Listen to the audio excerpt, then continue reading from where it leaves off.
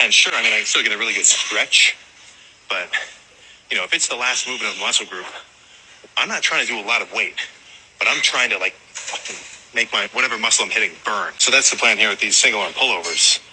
So pretty much face the cable and pull towards your, a little bit outside your hip, like you're trying to sheath the sword. And you should feel a little something.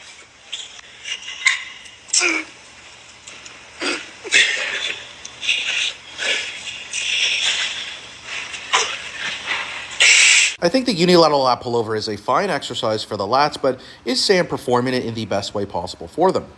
That's questionable. However, the way Sam is sequencing the exercise is intelligent programming, because you see, this exercise in particular requires a higher stability demand given that you're not stabilized externally by a bench or knee padding, for example. You're just standing upright. So by placing it as the last movement for the back, which Sam is doing, you won't be required to use as much load by default since the lats are already highly peripherally fatigued from the prior exercises. And lower load exposure, as in less weight, will lead to less bracing required, which leads to a lower stability demand. Thereby, you'll be able to recruit the target tissue, in this case the lats, more, as you won't be as limited by stability and bracing in the core versus if you would have done it early on with heavier loading. This is optimal. Welcome to the club, Sam. This is also another reason why I recommend you guys to not start your back days with cable rows or bent over rows, for example. Ideally, you should be starting with chest supported rowing or highly stabilized pull downs instead. Now, in regard to Sam's execution, I think it's fine for the most part. He has great genetics, so whatever he does will net a very good growth stimulus. But for those wanting to do the exercise and don't have genetics that are an extreme anomaly, you could certainly bend over slightly more and brace much harder to prevent arching of the low back, as an arch will take some work off the lats and place more work onto the upper back musculature. And on top of that, allowing for a degree of horizontal adduction where the arm comes across the body while elevating the arm higher via flexion at the glenohumeral joint